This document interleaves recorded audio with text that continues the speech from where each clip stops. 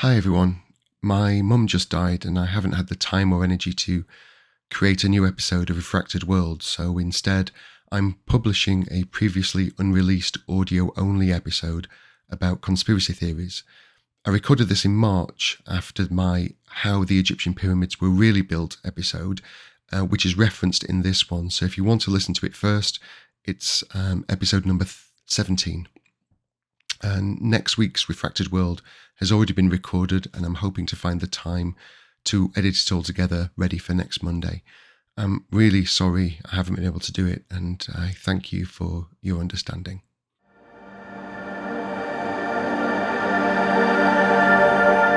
This is Refracted World. How many times have you heard people say that aliens built the pyramids because there is no way that humans could have done it? And the more you hear it, and the more you think about it without context, it can sort of make sense. But that's what a conspiracy theory does. They excite the imagination, they weave in factual evidence and slant it towards their theory, and they can be incredibly believable. At least they would be if we didn't have the internet. We now have the ability to debunk every single conspiracy theory simply by learning the history for ourselves. And in there lies the problem. History is almost always presented in a boring way, or at least in a way that does not fit our modern way of consuming content. We now decide in the first few seconds whether we want to read, listen, or watch something. I have posted around 500 to 1,000 videos to TikTok over the past few years. And now there is a function that shows the creator the levels of retention of each viewer. Basically, when I look back at any of my videos and click on this function, it will show a graph that shows you every single percentage from every single second of your video. And all of them start at 100%, obviously. But that will drop down to 75, 55, sometimes 20% within the first second, within under a second. How can anyone know if a video is good or is for them within the first second? But that's how we consume media now. We scroll through so fast, we barely recognise what's presented to us. So, to combat this, creators are now trying a multitude of different things to stop the user from scrolling on, to literally stop them on their video. So, different lighting tricks, editing effects, men and women looking fabulous, either men topless or women with gorgeous makeup staring into the viewfinder. And all these different things are trying to stop that viewer and grab their attention. Sometimes there are people eating or drinking or doing creepy things or doing horrific things or doing scary things or really strange things. Anything in that first second, within the first few milliseconds, to stop the person from scrolling and to watch their video. There are now an almost limitless supply of videos. So even if you do catch their attention in the first second, why should they stay with you? Why should they carry on watching that video? And that's where hooks come in. Ask them a question or try and shock them with overdramatic information. These do work, but you rarely see these practices come into play when talking about history. And even if they were, why should anyone care to learn about when the pyramids were built? Boring, scroll on. And so knowing all of this information, I made my first ever clickbait video promoting my podcast about Egypt. In it, I did not lie, although I did stretch my wordage through semantics and inferred I was going to reveal the pyramids were built by aliens, even signing off with "the truth is out there," which, although is true, was famously used by the TV show The X-Files. Did it work? I have no idea, as I'm recording this on Thursday, the day before the video goes out, and the podcast. So I hope it works, and I hope people do tune into the podcast and listen, because if they do and they stay, they will be presented with the truth for the first time, possibly. And this is why I believe conspiracy theories are so prevalent. They can be so outrageous, they make us want to sit up and listen.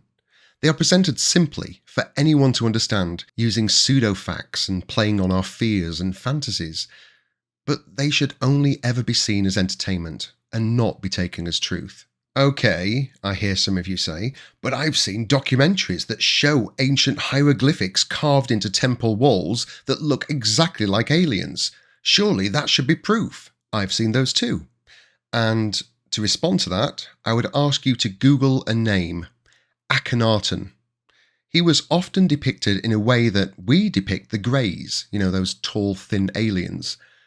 There are also hieroglyphics from Seti I's tomb which depict a helicopter, a submarine, and a spaceship. Although they don't. A quick Google search shows you that the images have been manipulated and are actually an overlay of two images, one from Seti's tomb and the other from Ramses II. And you can clearly see this is the case once you put the two together. But conspiracy theories are not confined to Egyptology. They go far and wide and can be about absolutely anything, anybody, and from any point of time, including today. And the believers of these theories are so adamant they are right that if you try to poke holes in their story or debunk them with factual evidence, they pounce on you like a pack of wild dogs. So embedded is the lie that no amount of truth can seemingly ever set them free from it. I'm going to say 3 words now that just by speaking them out loud in context of this episode will immediately affect you, like a bolt of lightning hitting the brain, some positively and some very negatively. I suppose you're thinking right now, how can 3 individual words have so much power? Well, as a writer, I know that words have a lot of power. Are you ready for these 3? Flat Earth, Trump, religion. Truthfully, how do you feel after hearing those words? How do you feel in context of this episode? Are they positive words? Are they negative words? Are you indifferent to them? But they must have had some emotional response, at least one of them. We can dissect all of these with quantifiable truth, and yet those who believe in them will not allow anyone to speak against them. When millions of people believe a lie, it is still a lie, no matter how many people believe it. Why are we so afraid of the truth? Why do we continue to believe in things that can so easily be debunked? And why do so many people keep falling into the same trap throughout all of human history? And the billion-pound question, what is the motivation behind conspiracy theories? That is what we should try and dissect today. Let's take Flat Earth as our prime example here, as Trump and religion don't exactly fit the remit of conspiracy theory, and they would also need their own, possibly multiple episodes. And then, of course, have to deal with the massive load of backlash online. But that's yet another modern problem in which I actually address in next week's episode. When did we as a species first theorize that the world was round? Was it Christopher Columbus when he sailed to the New World in 1492? Surprisingly, not. We have to go much further back, all the way back to ancient Greece, to the 6th century BCE to be precise, and Pythagoras. Now, we all know him from maths class and his theorem, which even our 10-year-old selves knew we would never use outside of a classroom. Yes, it was he who came up with the concept of a spherical Earth through his observations of a lunar eclipse. Yet, even though he was completely right, he had no way to prove it. He was probably too busy with triangles or something. But just 200 years later, another Greek scholar did come up with a way to measure the circumference of the planet. Eratosthenes was the chief librarian at the Library of Alexandria, which you will of course know from my episode about the Egyptians. I did say you needed to listen to that episode first. Eratosthenes knew that the sun was directly over the city of Aswan, formerly Syene, at noon on the summer solstice. He also knew that Alexandria was 800 kilometers north and the sun was not directly overhead at the same time. So, by measuring the angle of the sun and knowing the distance between the two cities, he was able to calculate the circumference of the planet. Back then, they used a measurement called stadia, But in today's universal measurement, go metric America, his estimate was between 40 and 50,000 kilometres. Remember, this was 2,000 years ago, and he was calculating it through guesswork, really. And although educated, it really was just a guess. And yet, he was right. We now know that the actual circumference of Earth is 40,007,863 kilometres. So although Columbus was the first to actually sail around the world and not fall off a possible edge, the world already had the knowledge of a spherical Earth. So why then did so many people believe it wasn't? Simple. They couldn't see it for themselves. When you walk out of your house, you see land as far as the eye can see. There may be a hill, mountain, oceans, buildings, but for the most part, it is flat.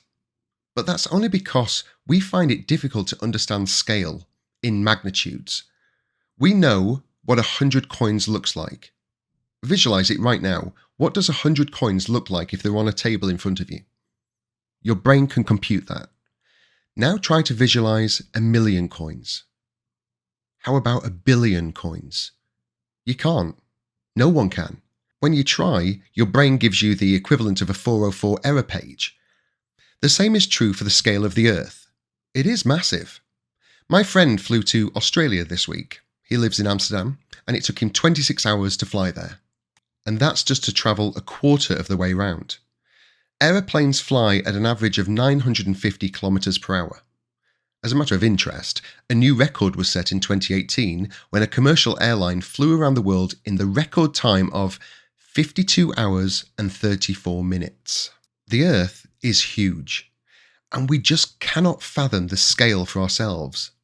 So even though Greek scholars had given us the answer in antiquity, the larger populace still believed in the flat Earth theory. And even though Columbus didn't fall off the side of a flat Earth, there was of course still speculation, because only the people in his ships saw that with their eyes. What we needed was proof, undeniable proof. Enter Galileo. In 1609, on hearing of this brand new invention called the telescope, he built his own and pointed it towards the skies. What he saw amazed him and changed the world. He saw moons orbiting Jupiter, distant stars, craters on our own moon, and realized we too must be orbiting our sun as a sphere like all of the other celestial bodies. And although he was, again, correct, there still wasn't the slam-dunk, case-closed evidence we needed to definitely prove that the Earth was a sphere, and although the evidence mounted over the centuries, there was still doubt in a lot of minds. The unequivocal evidence didn't come until 1969, when humans stepped foot on the moon for the very first time and looked back at our home planet. The spherical globe we are standing on right now. Unless you're listening to this on the International Space Station, of course, which if you are, oh my goodness, you listen to me up there, hi! Wave to me when Britain goes past. Anyway, Earth is a sphere, just like every other planet and moon in our solar system, in the galaxy, and presumably in the universe. Because of course it is. No other shape makes sense when you think about it. Gravity will always condense orbiting celestial bodies into spheres. But the science of how and why is baffling to some. They just cannot comprehend that we live on a spherical mass that is spinning at an incredible 1,670 kilometers per hour, while circling the sun at a staggering 107,000 kilometers per hour. But that's not even the largest number, because although we are spinning and we are turning around our sun, the universe is constantly expanding, which means our Milky Way galaxy is moving along with every other galaxy, hurtling through the vastness of space at a whopping 2 million kilometers per hour. And I know they are just staggering numbers to even comprehend. How are we spinning in the first place and not being thrown off? And actually, that's a decent question. If we are moving at these incredible speeds, how are we still able to stand? How are we able to sleep in our beds? How are we not catapulted off? And without going into ridiculously long and confusing maths equations, because I'm not actually very good at maths, let's go back to the airplane that my friend was on going to Australia. It's exactly the same reason you can get up from your seat, walk to the toilet, and walk back while that commercial flight is flying at 600 miles per hour. Because you move along with it as if the plane were still. And that's exactly the same for the Earth. Gravity is the key to everything. And I know it's difficult to understand, but just take that airplane analogy, and most of us have been on an airplane, and you can walk about, you could dance, you could jump, and you will not move. You will stay confined in the airplane, even though it's moving at incredible speed. And it's exactly the same. So finally, after 2,000 years of theories and equations, we had real evidence that the Earth is a sphere. And yet, for some, that still wasn't enough. We all know that the widespread conspiracy theory that the moon landing was faked, and I'm sure we've all heard that there are no true images of the whole globe, because NASA take composites from the International Space Station and piece them together to give us pretty pictures. Firstly, yes, we did land on the moon, and there is a lot of proof to show that we landed on the moon. And if you step away from the conspiracy theories and actually just look at the facts online, you'll be able to know that for yourself. But secondly, there are images of Earth, and they haven't been composited and manipulated by anyone. They are actual true images of Earth. The first one is called Earthrise, and it's from 1968. That photograph of the Earth was taken by the first manned orbital mission to the moon, and it's actually the first photograph ever of the whole planet. Then, the Blue Marble photograph from 1972 was shot by Apollo 17 astronauts, and I believe all of us have seen that picture. It is actually the most replicated picture in history. And since the launch of the International Space Station, obviously we have thousands of images and composites of different parts of the Earth as it orbits around us.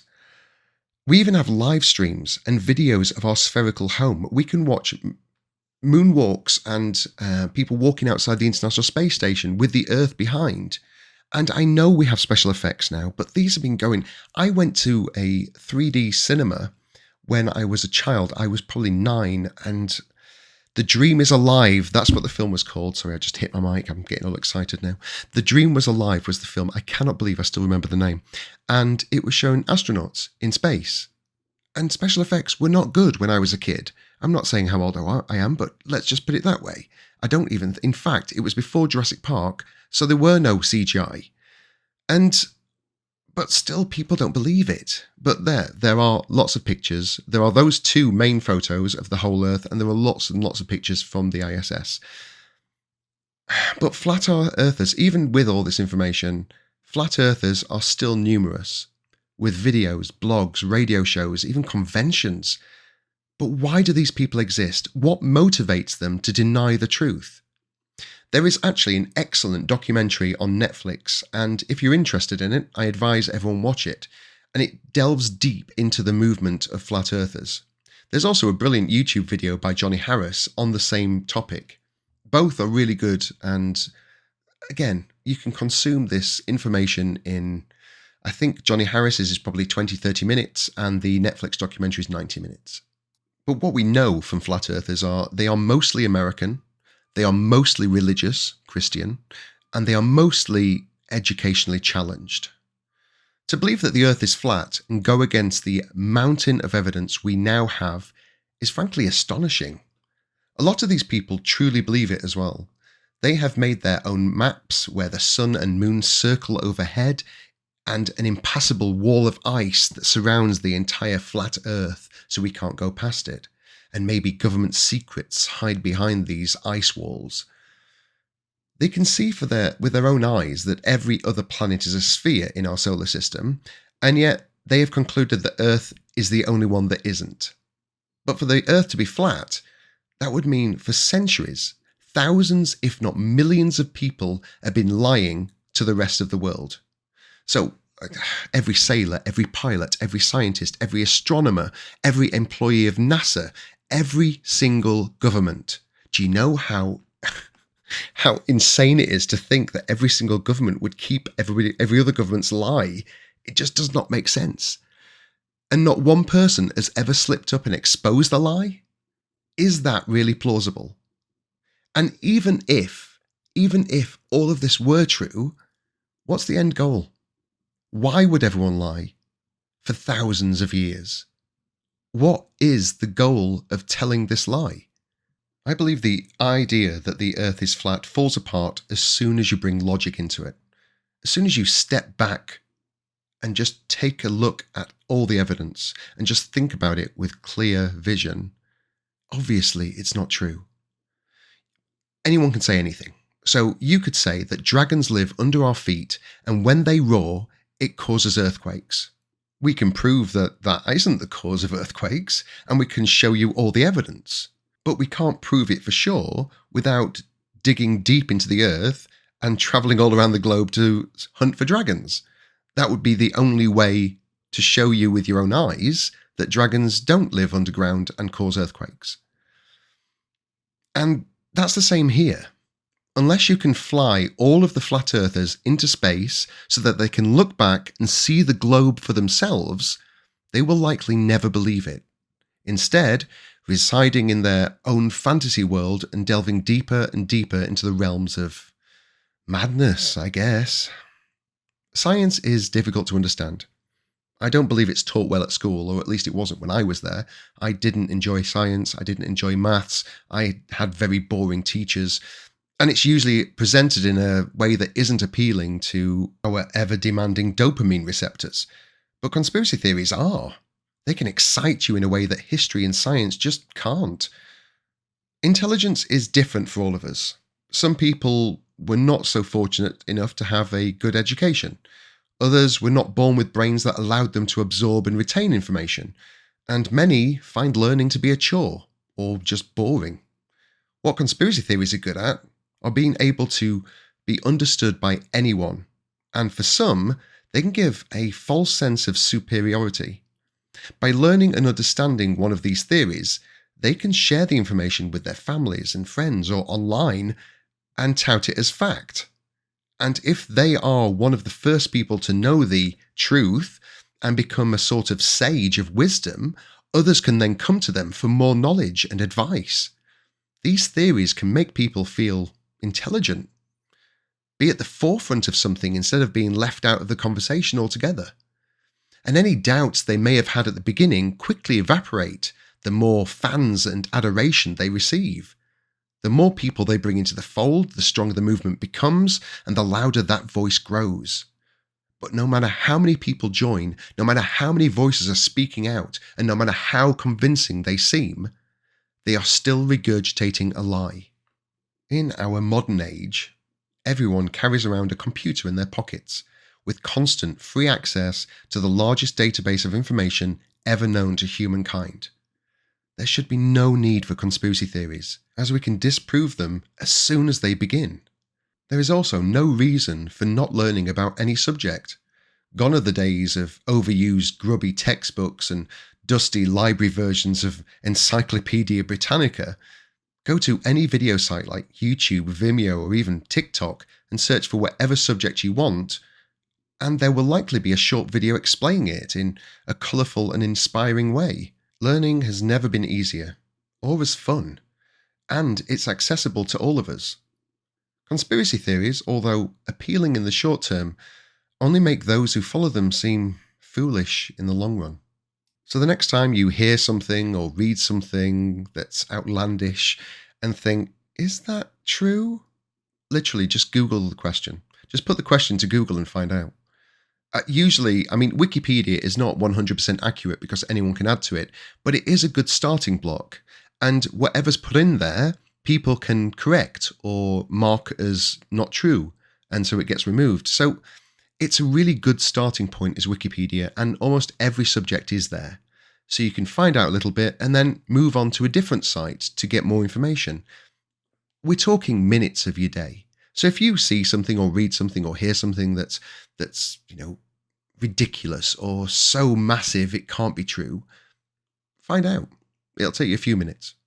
sometimes it's even true. And I'm shocked myself, but I always check on everything.